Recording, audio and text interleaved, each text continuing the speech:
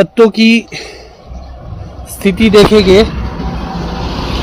और इसकी शाइन देखेंगे तो लगभग 4 दिन हो चुके हैं हमारे को HMO की स्प्रे करके। हमने HMO की स्प्रे करी है इसमें। और अगर हम अभी माइट की बात करेंगे तो पूरे ऑर्चर्ड में कहीं भी माइट नहीं है। जो हॉर्टिकल्चर मिनरल ऑयल आप 2 लीटर की स्प्रे करते हैं वो आजकल का समय भी उपयुक्त है और उससे फ्रूट शाइनिंग भी बहुत अच्छी आती है। पत्तों की शाइनिंग भी बहुत अच्छी होती है। आप देखिए कितना शाइन कर रहा है और उससे क्लोरोफिल अच्छा बनता है और क्लोरोफिल में भी मदद करता है। और आप देखेंगे कि ग्रीनरी कितनी अच्छी बनी हुई है। और अगर हम देख पा रहे हैं तो कोई भी एग्स भी नहीं दिख रहे अभी पत्तों में, बिल्कुल क्लीन है हमारे लिए। बागवान साथियों, कुछ लोगों की ये प्रॉब्लम आ रही है कि नीचे से ब्राउन हो रहे हैं आपके पत्ते। अगर आपके पत्ते नीचे से कोई छोटा सा कीड़ा उसको खा रहा है तो वो थ्रिप्स खा रहा है।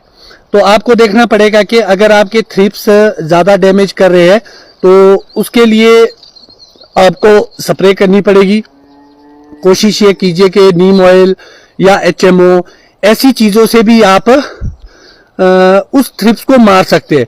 और जो हमारी 2 स्पॉटेड माइट है वो हमेशा नीचे से खाएगी पत्तों को, और जो यूरोपियन रेड माइट है वो ऊपर आके पत्तों को खाएगी। तो इन चीजों का भी आपको ध्यान रखना पड़ेगा। अभी जो आप HMO की स्प्रे करते हैं तो उससे आपके जो सेंजोसिकेल है उसको भी कंट्रोल मिलता है और जो दूसरे कीड़े हैं छोटे मोटे जो थोड़ा बहुत डैमेज करते हैं वो भी कंट्रोल में आता है। विष्णु राणा जी, बिल्कुल आप सही बात कर रहे हैं, क्योंकि ऑलरेडी कैसे खर्चा करेंगे जब आपके एप्पल नहीं है। मगर आपको 2 एक चीजों का ध्यान रखना पड़ेगा। बात इस साल की फसल की नहीं है, बात नेक्स्ट ईयर की क्रॉप की भी है कि जो नेक्स्ट ईयर की क्रॉप होगी वो कहीं डैमेज ना हो। इसके लिए आपको क्या करना है, आपको किसी भी तरह का न्यूट्रिशन बगीचे में नहीं डालना है। अगर आपके सेब नहीं है, आपको पत्तियां भी बचानी पड़ेगी और आपको खास तौर पर कीड़ों में सिर्फ माइट से, बाकी कोई भी ऐसी चीज की कीड़ों की कोई वो आवश्यकता नहीं है। अगर आपके सेब नहीं है, माइट को आपने आने नहीं देना है और आपके पत्ते अच्छे होने चाहिए, क्योंकि अगर माइट आएगी तो वो क्लोरोफिल को खा लेगी और उससे आपका जो बड है, बीमा है, वो अगली बार नहीं डेवलप होगा।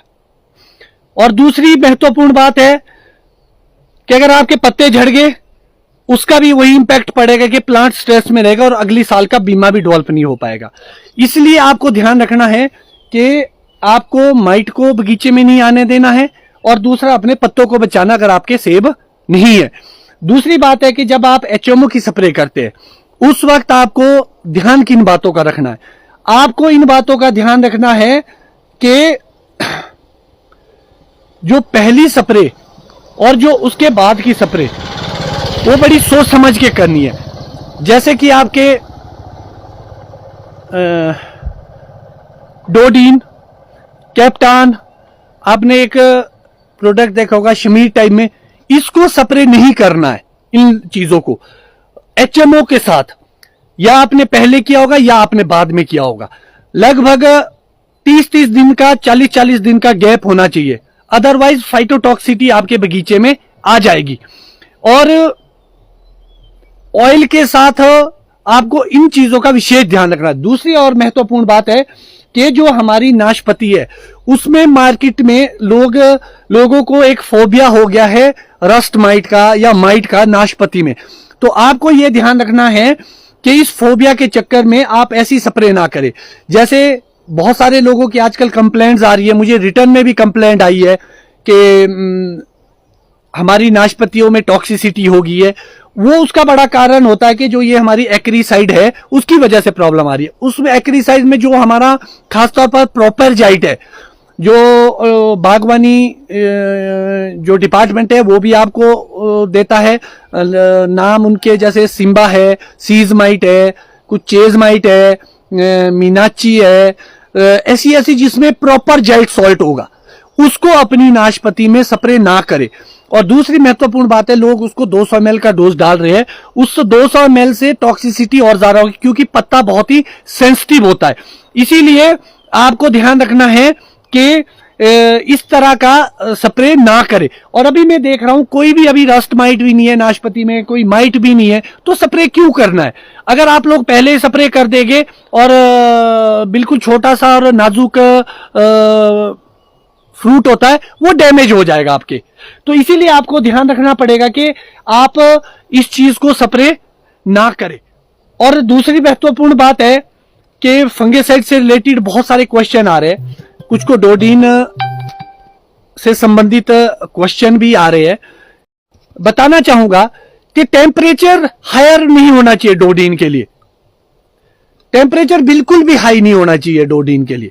और आजकल का टेम्परेचर अच्छा है, आप कर सकते हैं, मगर सिर्फ एचएमओ के साथ उसका वो देख ले। और दूसरी महत्वपूर्ण बात होती है कि कभी भी आप ऑयल के आसपास जब कोई स्प्रे करने की सोचे, तो कृपया करके आप ये करें कि उसके हफ्ते के बाद एक टहने के ऊपर जो भी आप स्प्रे करना चाहते हैं, नाशपाती और सेब में और प्लम में, तीनों जगह एक एक टहने में, एक एक छोटे छोटे पौधों में स्प्रे कर दे, किसी भी तरह की टॉक्सिसिटी ना हो।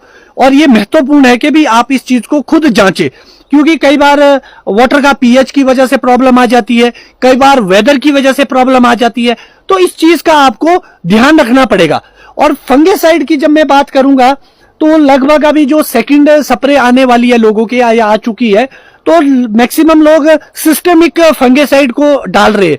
तो आप सिस्टेमिक फंगिसाइड पे अभी रह सकते हैं, मगर जब आपकी थर्ड स्प्रे आएगी तो आपको कॉम्बिनेशन में जाना बहुत जरूरी हो जाएगा। क्योंकि आप देखेंगे कि थोड़ा शॉवर आया है, तो जैसे ही शॉवर आया है अब ह्यूमिडिटी बनने लग जाएगी,